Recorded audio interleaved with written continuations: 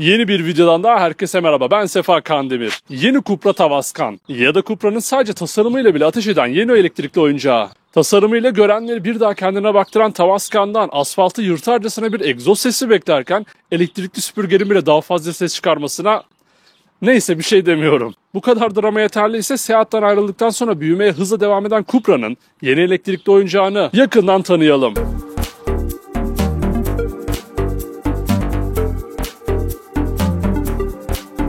...2024 yılının en karizmatik elektrikli otomobillerinden biri olacak olan Tavascan, 2019 yılında tanıtılan konsept haline bir hayli benziyor. Tabi gerçek hali bir o kadar daha yakışıklı. Orası kesin. VAK grubu MEB platformu üzerinde Volkswagen ID.4 ve ID.5 ile birlikte üretilirken aslında Çin menşeli desem ne dersiniz? Evet arkadaşlar, bir kısmımız Çinli otomobil markalarını büyük bir heyecanla takip etse de bir kısmımız halen daha büyük bir önyargıya sahip. Fakat son kullanıcı önyargılı olsa da dünya devlerinin Çinli markalarla olan anlaşmaları hiç azımsanmayacak seviyede. İşte Cupra Tavascan'da Volkswagen Anhui yani Volkswagen ile Çinli JAC Motors'un birleşimi tarafından üretiliyor. O yüzden önyargılardan uzak, bütçemize ve zevkimize uygun otomobilleri incelemeye ve satın almaya devam edebiliriz diye düşünüyorum. Aksini düşünenlerin fikirlerini de merak ediyorum.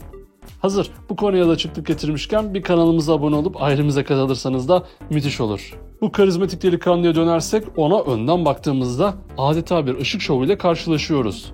Keskin ve sert bakışlarıyla Matrix LED farlar agresifliğini dışa vururken marka logosu ve panjurun ışıklandırılması karakteristik olmuş. Gün ışığında bile o sert duruşu, bu devasa havalandırma girişleri ve tamponuyla başaran Tavascan'ı ben çok beğendim. Profil nedense gözüme pek Alman otomobili gibi gelmedi. Yeni Cupra Tavascan'ın profiline geçtiğimizde aşırı lüks bir otomobil izlenimi alıyoruz. Derin omuz çizgisi, aerodinamiğe olumlu etki sunan kapı kolları ve akıcı silüetiyle profil çok şık gözüküyor. Benim Tavascan'da en beğendiğim kısmı ise C sütunundan arkaya doğru uzanan bu eğim oldu. Daha hızlı ve özgün duran bu tasarım profili güzelleştirmiş. Çift renk olan bu jantların boyutuysa 255-40-21. Evet, dev gibi tekerleri olan bir C-SUV.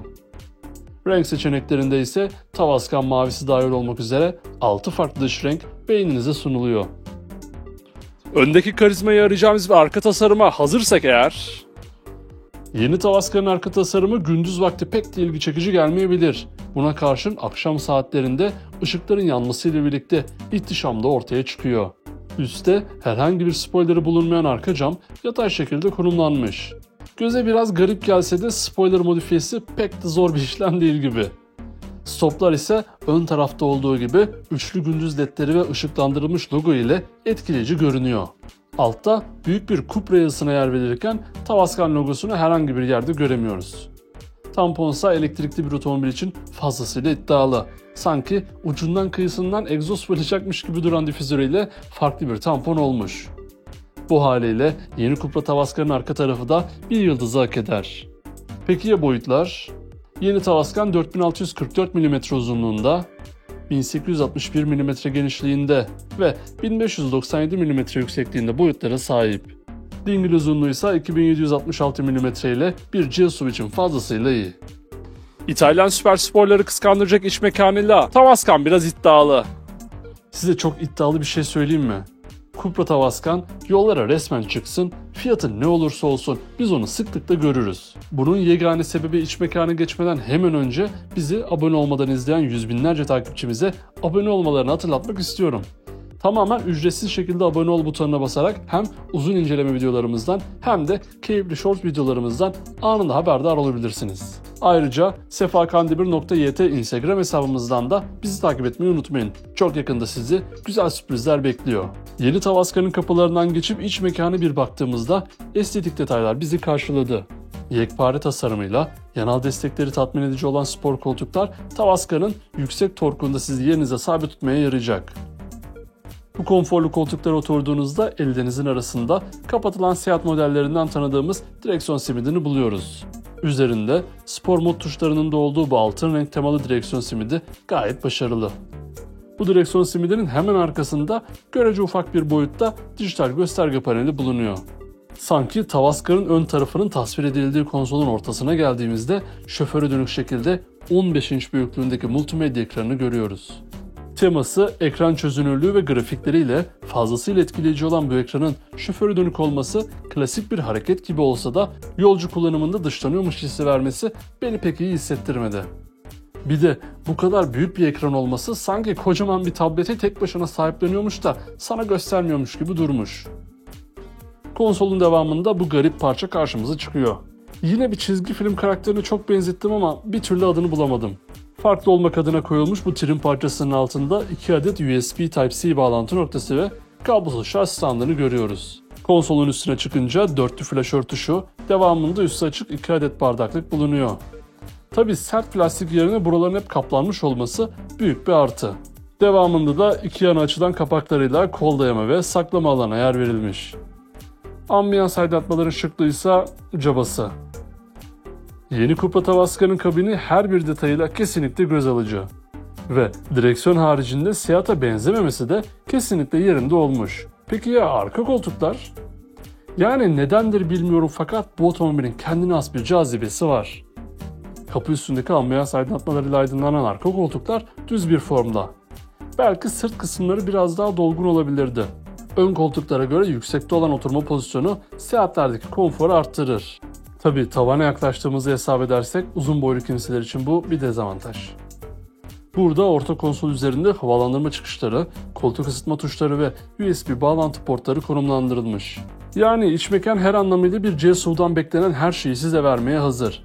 Bagaj neleri vermeye hazır derseniz yeni Tavascan'da arka koltuklar normal konumundayken 540 litre hacim sunuluyor.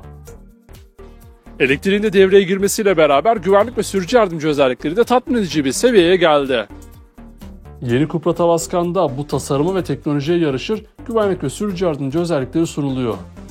Bu özelliklerin arasında sizin gaza ya da frene basmanıza gerek bırakmadan ilerlemenizi sağlayan adaptif hız sabitleyici, yol üzerindeki trafik ışıklarını ekranlar üzerine yansıtan trafik işaretleri tanıma sistemi, bu trafik işaretlerini algılayarak aracın hızını limitlerde tutan akıllı hız sabitleyici, kör noktanızda kalan araçları fark etmenizi sağlayan kör nokta uyarı sistemi, şerit dışına taşmanız durumunda sizi uyaran ve şeride sokan şerit takip sistemi, olası kazalardan kaçınmanız için önden çarpışma önleyici ve benim için fantastik bir şey olmayı sürdüren otomobilin kendi kendine park etmesini sağlayan park asistanı yeni Tavascan'ın üstün özellikleri arasında bulunuyor.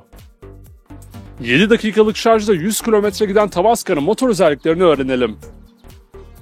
Cupra markasının ilk tamamen elektrikli otomobili olma ünvanına sahip olan Tavascan'da Volkswagen altyapısı üzerinde 77 kWh hacmindeki batarya tek seçenek olarak duruyor. Hacim tek seçenek olsa da güç konusunda 286 ve 340 beygir olmak üzere iki farklı tercih sunulacak. 340 beygirlik versiyon çift motor ve 4 çeker. Bu bataryanın maksimum sürüş menzili ise 550 km. Ki Cupra'nın yeni Tavascan'da sunduğu özellik sayesinde 7 dakikalık şarjda 100 kilometrelik sürüş menzili yüklenebilecek. Bu da oldukça iddialı. İddialı olan bir diğer şey ise fiyat. Yeni Tavascan'ın resmi fiyatı henüz netlik kazanmamış olsa da 50.000 euro civarında bir fiyatta satışa sunulması bekleniyor. Ne derseniz Türkiye fiyatı sizce ne olur? Yeni Cupra Tavascan'ın baştan sona bilmeniz gereken tüm özellikleri bu şekildeydi. Ben yeni Tavascan'ı beğendim. Fakat halen daha hem markaya hem de tasarıma tam anlamıyla ısınmış değilim. Belki daha ufak modeli Born'la fikrim değişebilir. Peki siz yeni Tavascan hakkında ne düşünüyorsunuz? Aklınıza takılan her şeyi ve yeni Tavascan hakkındaki düşüncelerinizi yorumlar kısmında birlikte tartışabiliriz. Ayrıca sonraki videolardan anında haberdar olmak için kanalımıza abone olmayı, videoyu beğenmeyi ve sevdiklerinize paylaşmayı unutmayın. Bir sonraki videoda görüşmek üzere. Kendinize iyi bakın. Sağlıcakla kalın.